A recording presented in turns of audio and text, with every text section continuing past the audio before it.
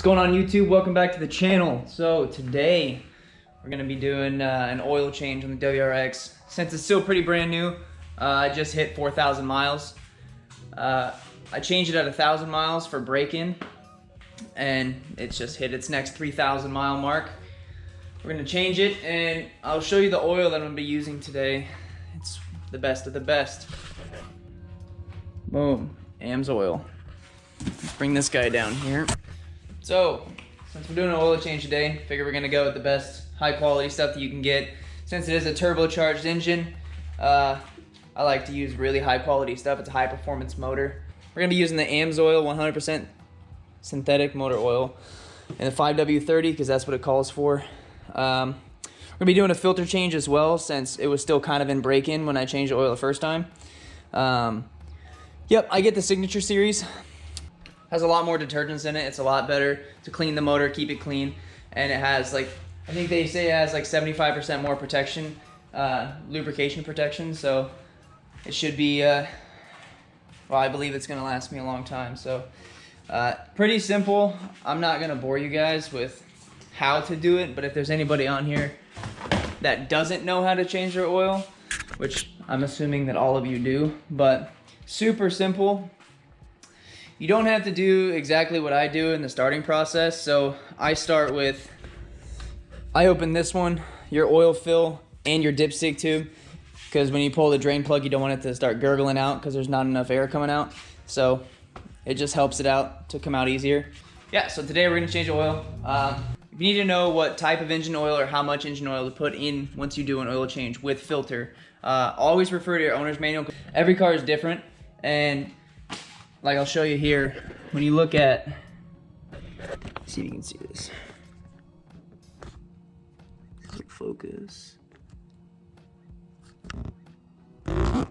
So like I have the 2-liter engine. It says 5.4 quarts during oil and filter change. It also tells you use 5W30 synthetic. And also it has your break-in procedures if you get a car brand new as well. So 5.4 quarts. 5W30. I have 6 because they don't sell a 0.4 quart. And I have a filter, and the filter I'm going to be using is the AMSOIL, their high performance filter. It's good for 15,000 miles that they say. I usually change it usually every oil change, but since I'm using higher quality oil and it's past break-in, I'll probably change it every other oil change. So about 10,000 miles, I would say, because my intervals are going to be every 5,000 after this first 3,000 mile change.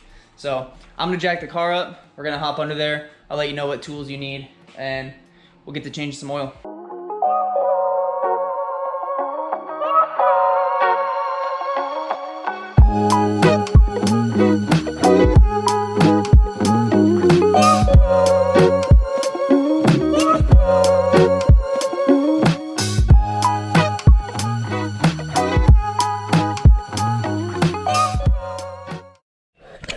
All right, so now we got the car's jacked up.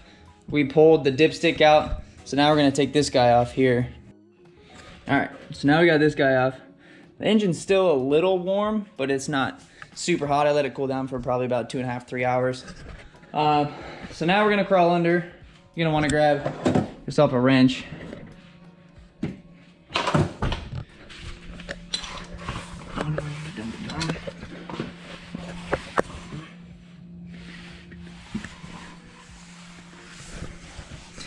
And I don't know if you guys can see.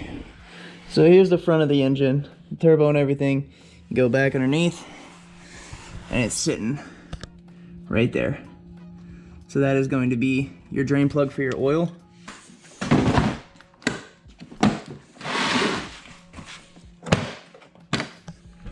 Alright, so now once you got your socket, so we're gonna grab our drain pan. Alright. So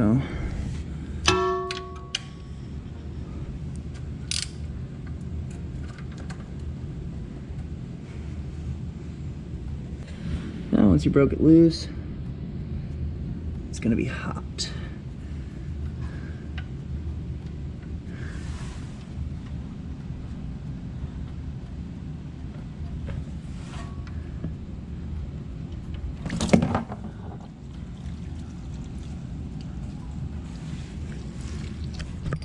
draining out.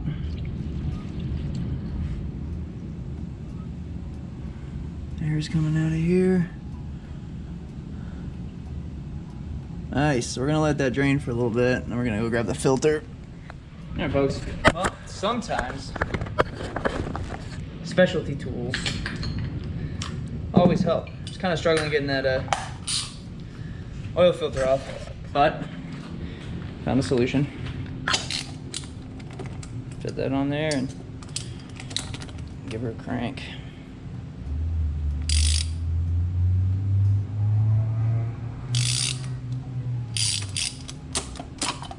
Boom. Easy peasy.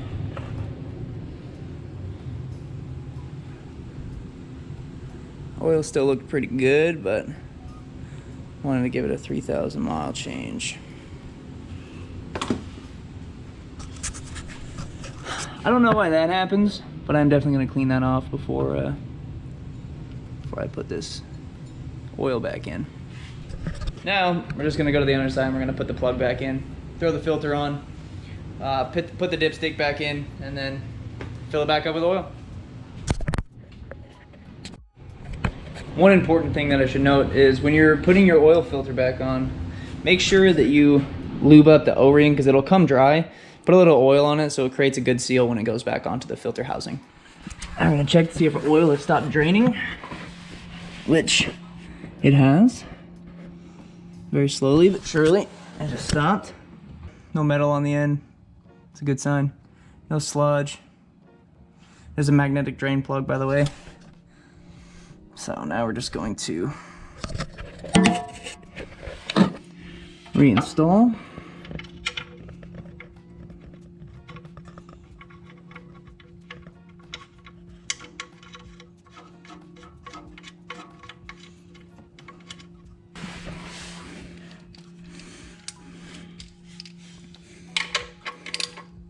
I'm going to tighten it back down. Doesn't have to be super tight. Make sure that nothing will leak out.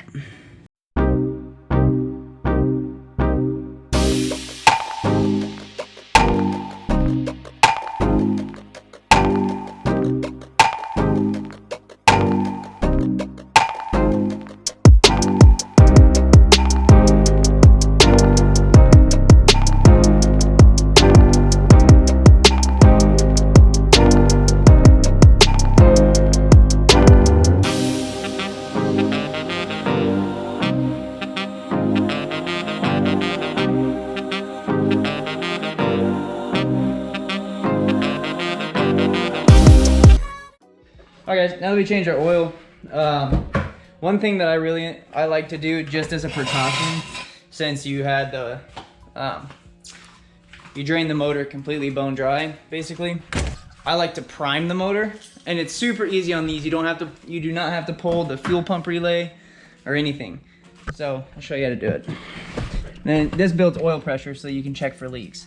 So 1 foot on the clutch, 1 foot on the gas all the way to the floor. Put the key in, turn the ignition on, and then just turn it over.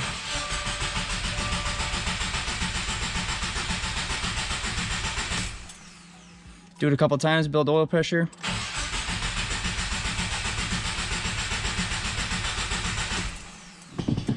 And then you go out and you check for leaks.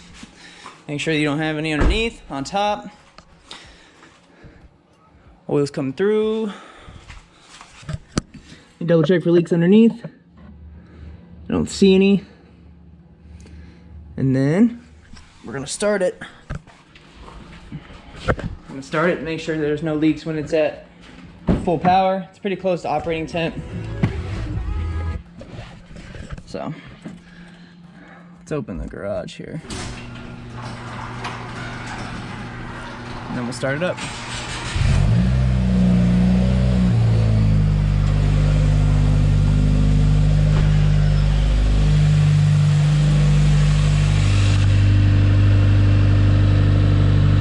No leaks underneath.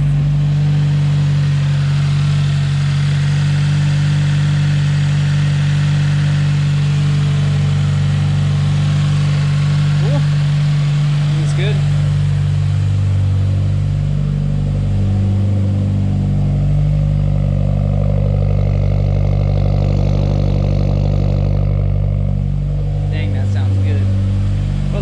engine oil cycle through, and then I'll shut it down. All right, guys. Well, I appreciate everybody watching. I appreciate all of you. Thank you for tuning in, and we'll see you next time. Peace.